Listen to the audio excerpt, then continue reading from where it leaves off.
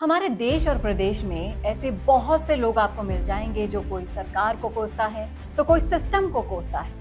लेकिन समस्याओं का हल निकालने के लिए बहुत कम लोग ऐसे आपको मिलेंगे जो ग्राउंड लेवल पर उतरकर काम करना चाहेंगे। और आज ऐसी ही शख्सियत हमारे साथ मौजूद हैं श्री राम सिंह सुदरासन। सर, आपका बहुत बहुत स्वागत है स्टूडियो में। मैं ये जानना चाहूँगी सर आपसे कि आप जिन समस्याओं के लिए काम करने के लिए उतरे हैं,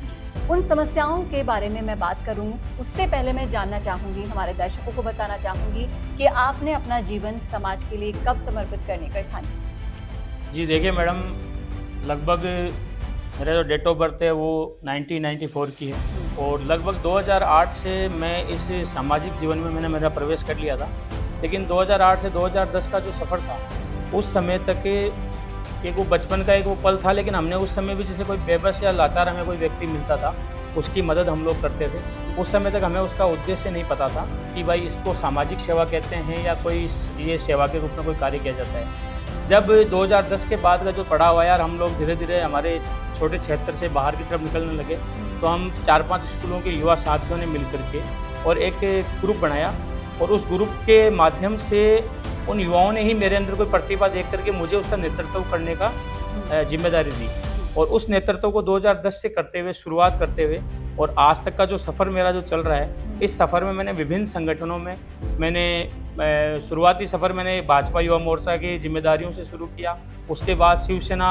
संगठन के द्वारा मैंने कई पदों पर रह करके कार्य किया और वर्तमान में हमारे समाज का एक बहुत बड़ा संगठन है करणी सेना। उस संगठन में मैंने पिछले 7-8 सालों में प्रदेश ही नहीं राष्ट्रीय लेवल के स्तर का मैंने बहुत अच्छे लेवल पे कार्य किया और पूरे भारत देश का मुझे प्रेम और स्नेह और साहस सब कुछ मिला। और आज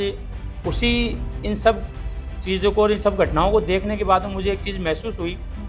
वर्तमान में हज़ारों संगठन बने हुए हैं, हज़ारों सरकारें बनी हुई है, हम एक दूसरे को कोसने का कार्य करते हैं। बट एक्चुअलिटी में समाज को या उस हमारे भारत देश के जो नागरिक हैं उन लोगों को किस चीज़ की आवश्यकता है उस पर कोई ध्यान नहीं देता या उस आवश्यकताओं की पूर्ति करने की तरफ कोई ध्यान नहीं देता। एक पार्टी दूसरी पार्टी को कोस लेती है, एक संगठन दूसरे संगठन को कोस लेता है, लेकिन जो ज़रूरत है एक आम आदमी की उसको कोई पूरा नहीं करता। और अभी मैं और मेरे सभी साथियों का एक विज़न और हमने एक उद्देश्य लेकर के हम चल रहे हैं कि एक्चुअलिटी में इस देश में किस चीज़ की ज़रूरत है और उसको हम ना कि सरकारों को और जनता को कोसने के बजाय हम उस कार्य को पूरा करके एक मैसेज देना चाहते हैं कि कोसना बंद करो, साथ देना शुरू करो। अगर आप हाथ बढ़ाओगे और किसी को ऊपर उठाओगे तो ऊपर उठेगा और किसी को धक्का दोगे तो वो नीचे गिरेगा। तो उसकी जगह हमें उठाना हमें शुरू करना पड़ेगा। ये बहुत ही बढ़िया बात आपने बोली है कि हमें एक साथ उठाने की कोशिश करनी चाहिए, गिराने के बजाय। अगला सवाल मैं आपसे पूछना चाहूँगी, अगर राज्य प्रदेश की मैं समस्या की बात करूँ तो पेपर लीक एक बहुत बड़ा मुद्दा है और अगर पेपर लीक की बात करें तो ये युवाओं के भविष्य से जुड़ा हुआ है। और अगर इससे जुड़ी समस्या की बात करें तो एक बेरोजगारी जो एक बहुत ही बड़ी समस्या है और कहीं ना कहीं हमारे देश के विकास को ये खा रही है। तो यहाँ पर इस समस्या के मद्देनजर आप समस्या के लिए सिस्टम को, सरकार को कोसने के बजाय खुद काम करने के लिए निकल पड़े। तो आपका विजन क्या है, मैं ये जानना चाहूँगी हमारे दर्शकों। देखिए मैम, मैं आपको बताऊँ कि पहले इस भारत देश में एक राजतंत्र चला करता था और उस राजतंत्र में हर एक व्यक्ति के पास में एक रोजगार फिक्स था। उसकी जाति के हिसाब से या उसके कार्य के हिसाब से उसको एक रोजगार दिया जाता था और उस रोजगार पे किसी और दूसरे का निर्भर नहीं हुआ करता था। लेकिन जब से लोकतंत्र आया है तब से आज की जो वर्तमान दृष्टि के अंदर जो रोजगार है वो बढ़ चुके हैं। आज या तो आप सरकारी सेवाओं में जाओगे तो आप इस हमारे भारत देश में एक अच्छे इंसान हो, या फिर आप कोई बैंकिंग सेक्टर या कोई ऑफिस सेक्टर या कोई प्रोफेशनल जॉब कर रहे हो तो ही आप एक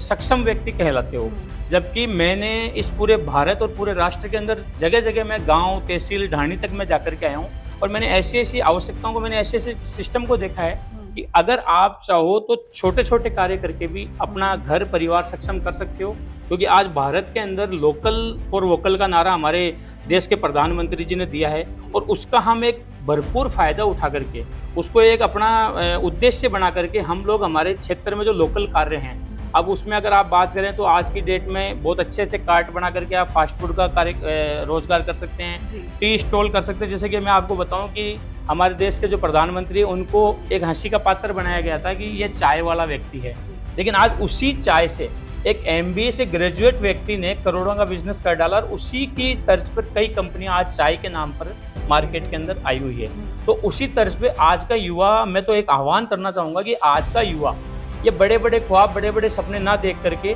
जो उसमें क्वालिटी है, जो उसमें सक्षमता है, उस सक्षमता को वो उभार करके बाहर निकले, और छोटे छोटे रोजगार को करके भी वो आज की डेट में MBA चाय वाले और भी मंगल चाय वाले जैसे कई प्रोडक्ट्स होते हैं, इनके मैं विभिन्न कंपनियों के नाम बताऊंगा तो अनगिनत हो जाएगी। हम हमारी प्रतिभा को आगे बढ़ा सकते हैं और एक छोटे कार्य की शुरुआत करके उसको बड़े लेवल पे भी ले जा सकते हैं। जी बिल्कुल, आपका कहना बिल्कुल ठीक है कि कोई भी काम छोटा बड़ा नहीं होता, और जो आपने एग्जाम्पल पेश किया है प्रधानमंत्री नरेंद्र मोदी जी का, वो तो सबसे बड़ा जीता जागता उदाहरण है, हमारे हजारों लाखों युवाओं की प्रेरणा भी है। मैं आपसे जानना चाहूंगी कि आपका इतना बढ़िया विजन है, तो आपके इस विजन से अगर हम सोच कर देखें तो एक बहुत ही सुखद समाज की तस्वीर उभर कर सामने आती है। तो आपके इस विजन से युवा लोग कैसे जुड़े, तो आप ये हमारे दर्शकों को बताएं, जिससे उन्हें ये पता चले कि इतने बड़े विजन के साथ अगर वो जुड़ेंगे तो ये समाज बिल्कुल बदल जाएगा। बिल्कुल मैम, देखिए हम तो एक शुरुआत कर सकते हैं, और वो एक किसी शायर ने कहा था कि अकेला चलता है राह पे, जब काफिला बनता है तो वो माहौल एक अलग हो जाता है। और आज की समय में मैंने कई मेरे युवा साथियों से बातचीत करी, क्योंकि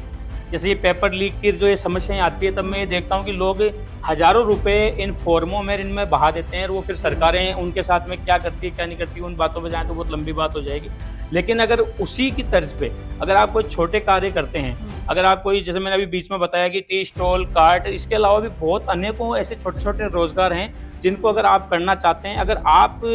करने में असक्षम हैं या वो आपके पास में उस चीज़ की नॉलेज नहीं है, तो आप हमारे जैसे साथियों से संपर्क कर सकते हैं। अगर सभी साथियों का साथ और सहयोग रहेगा तो आगामी समय में एक बहुत अच्छा एजेंडा लेकर के हम लोग चलेंगे। और इस विजन को, मेरा एक उद्देश्य है कि मैं आपको मैंने भी बताया कि 2008 से मैं सामाजिक जीवन में हूँ। अब मेरा विजन ये है कि मेरे जितने भी युवा साथी हैं उन्हें रोजगार मिले, क्योंकि अगर किसी व्यक्ति के पास में अगर रोजगार है और उसको अगर सुबह से शाम के बीच में उसको एक अच्छा धन अर्जित हो जाता है तो वो अपने पूरे परिवार को पाल सकता है। और अगर किसी के जेब में दाम है तो उसके ये मान के चलिए कि भारत का जो भविष्य है, वो आत्मनिर्भर भारत का जो हमारा उद्देश्य लेकर के हम चल रहे हैं, उसको हम सक्षम कर सकते हैं। इसके लिए आप हमारे साथ में जुड़ सकते हैं। हमारे साथ में जो युवा जुड़ेंगे उनको हम रोजगार देने की ट्रेनिंग भी देंगे, साथ में उन्हें रोजगार भी हम अवेलेबल कराने की पूरी कोशिश करेंगे। इसके साथ में जो हमारे देश के सक्षम और आर्थिक रूप से मजबूत लोग हैं उनका भी हम लोग सहयोग ले सकते हैं। उनके सहयोग से हम एक चीज़ कर सकते हैं कि एक ज़रूरतमंद युवा को एक सक्षम व्यक्ति के द्वारा हम सहायता दिला करके दोनों की एक मदद कर सकते हैं कि उनके द्वारा एक सहयोग उनको मिल गया और उससे वो युवा एक सक्षम हो। जी बिल्कुल, तो आपके कहने का मतलब है कि आजकल के जो युवा हैं वो स्टार्टअप्स वगैरह लेकर आते हैं तो उनको स्पॉन्सरशिप नहीं मिलती है, तो कुछ युवा ऐसे हैं कि भाई इसी उम्मीद में बैठे रहते हैं कि कोई आर्थिक सहायता हमें हो जाए और उनके आइडिया को कोई सहायता मिल जाए, तो वो